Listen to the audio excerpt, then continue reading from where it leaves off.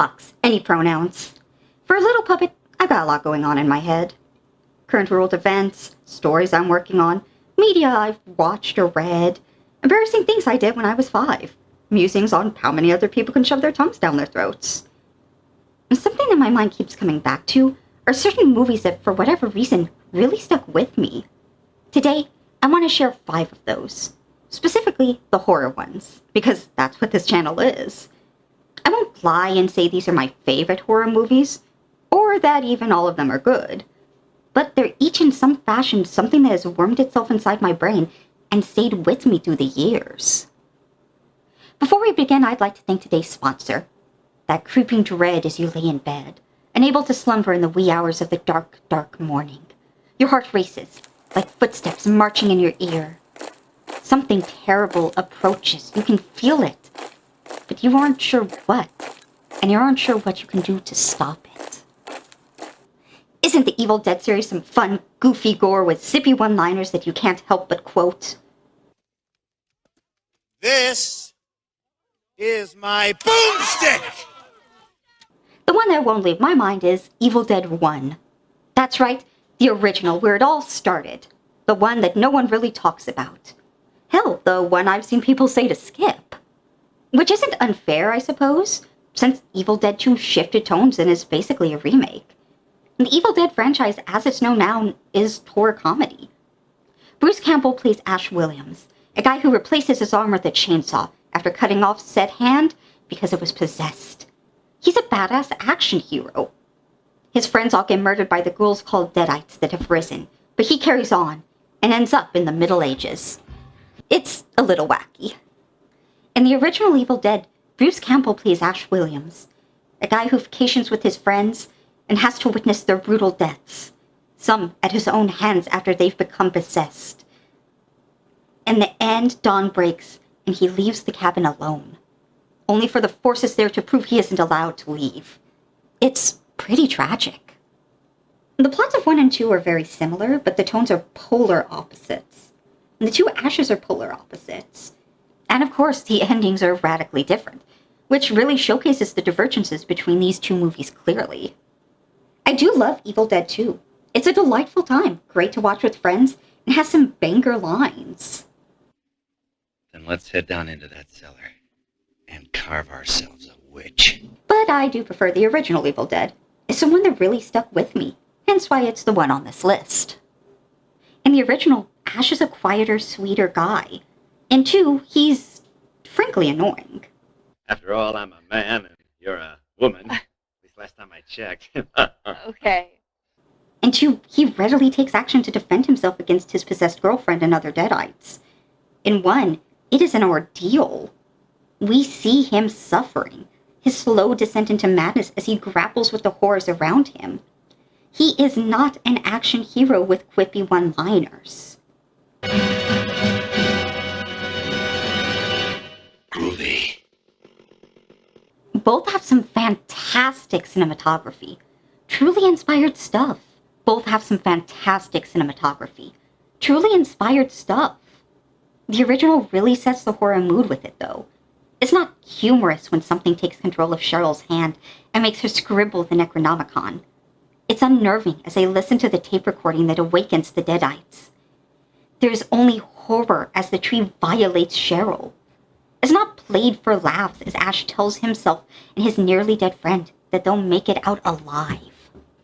Of course, one has some hilarious shots, like when Ash peeks out the car at the bridge falling apart and quickly zips back in. But horror takes center stage.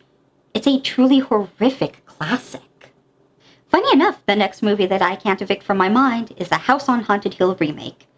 Now, I do love the original with Vincent Price and all its cheesy William Castle gimmicky glory. The original theatrical poster by Reynolds Brown goes so damn hard. Way better than the remakes by miles. Continents, even. Yet, it's the remake from 1999 that cemented itself in my mind. Where you could argue that the 1959 version doesn't hold up is very scary. Murderess, come with me. And frankly comes off as all talk no bite. The remake amps up everything tenfold. The blood, the suspense, the frights. The special effects. It It all accumulates into this wild, fantastic ride through a house that truly wants these partygoers dead. And that's the plot of both, by the way. An eccentric and unhinged rich man throws his wife a party, and because he fucking hates her, he hosts it in a house rumored to be evil.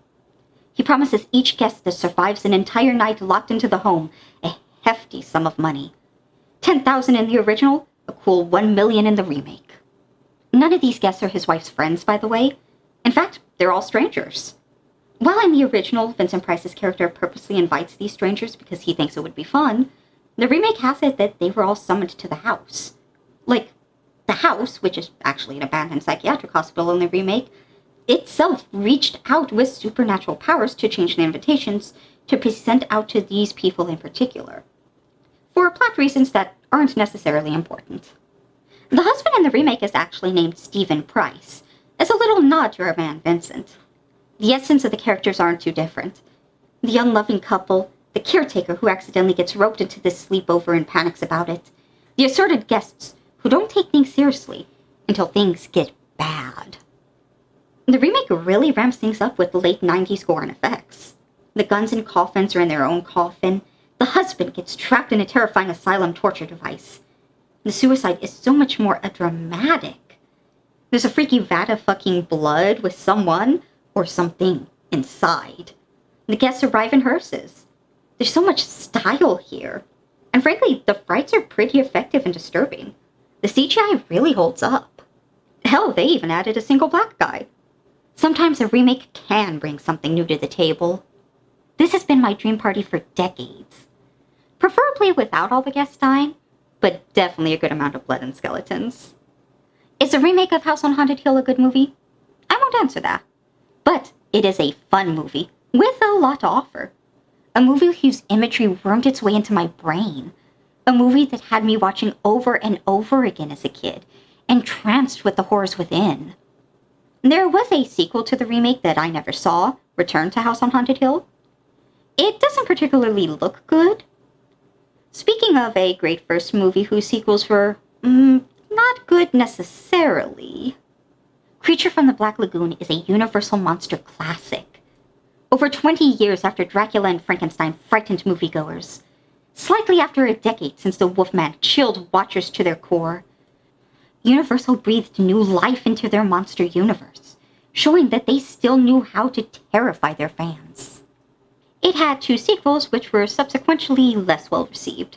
Surprisingly, though, I'm here to talk about the original. In 1954, audiences watched as a geologist expedition to the Amazon turned into a mystery involving a strange skeletal hand. Then another expedition finds the hand's descendant. The creature shows curiosity at first, wandering into the initial expedition's campgrounds. There, unprompted, they're attacked. The creature fights back in self-defense, as any animal or person rightfully would, and tragically, that seals their fate. The second expedition sees the aftermath of their friends and colleagues, and though they aren't quite sure what caused the deaths of first, when they do meet the creature, one thing is at the forefront of their minds. This creature is dangerous. There's a beautiful scene in the lagoon where the sole woman of the expedition, Kay Lawrence, is swimming through the water and the creature watches, transfixed, only to get tangled up in the ship's drag lines. Ultimately, they escape, but the humans know they're real now. The humans go after the creature, leading to an underwater chase where one harpoons the poor thing. The creature gets away. For now. It's a back and forth, the scientists dead set on capturing, or killing, this creature, while the creature readily fights back against these intruders. One scientist in particular is gunning to hunt the creature, rather than study. This is a tragic tale of humans encroaching on a wild habitat, attacking a creature needlessly, then hunting it down in the name of science or sport, though in the end, neither is truly satisfied. We never really get any answers about the creature either. We don't know its origins. We don't know if they're the last of their kind and now the species is extinct, or if the creature was alone, cast out from its home, whatever and wherever that might be. We have no answers. And with the way these so-called scientists acted, maybe we don't deserve any. And this is one of my favorite of the Universal Monster movies. Like the other two movies, this one imprinted on my brain, wiggling into my memory and not leaving. The cinematography, the setting, the creature itself all accumulating into an unforgettable experience that's influenced me so strongly. And plenty others. After all, in 2017, The Shape of Water came out, a Guillermo del Toro story that took inspiration from the creature from the Black Lagoon franchise. The creature's design has inspired other aquatic humanoids as well, like Abe Sapien from Hellboy, Gillman from the Monster Squad, Gil from Gravedale High, along with so many other references or homages throughout media history. Though unlike the other Universal monsters, there's never really been a successful attempt at a remake. I know a lot of modern audiences have trouble with older films like this, especially since it's in black and white, but it's such a captivating watch, especially through a modern monster empathetic lens. And since we're talking about movies that have a harder time with modern audiences, Nosferatu. In 1897, Dracula by Bram Stoker was first published. In 1922, an unauthorized movie was made with some name changes, titled Nosferatu. Those differences didn't stop Stoker's ears from suing, with the court ruling in their favor and ordering all copies of the film destroyed. Like the undead vampires themselves, the movie rose again, a few prints surviving, and is now considered a classic of the horror genre. Since I first saw the movie, it stayed with me. Those haunting shadows creeping along the wall, the unnerving atmosphere that leaves you on the edge of your seat, worried what will happen next. Who will fall victim to Count Orlok? The piercing eyes of the Count himself, juxtaposed with just the whole everything he's got going on. The homoeroticism of Thomas Hutter being bitten by the Count and his joyousness after. This movie is a beautiful look at silent horror. The unnatural mannerisms of the Count and his visage are just so particular, so enchantingly off-putting. The visuals stick with you so long after watching, and even after viewing the movie 100 times, I always find something new to appreciate. Of course, one could easily make an argument about anti-Semitism in the movie, not only with Count Orlok's appearance sharing similarities with popular Jewish caricatures, but the plagued swarm of rats he brings with him, which was not in the novel.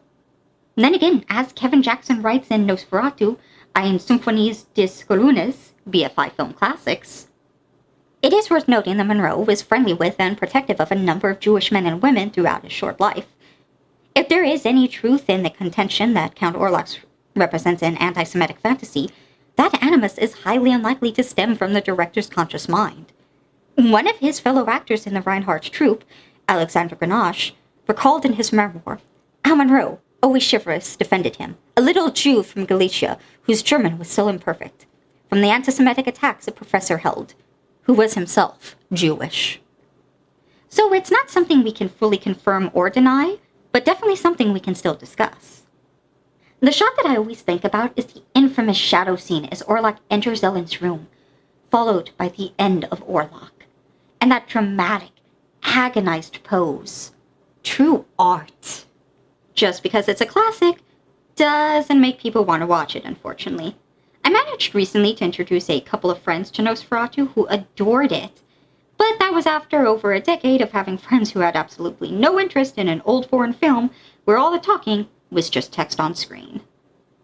Not a new problem for me, especially with the next film in the same vein, The Cabinet of Dr. Caligari.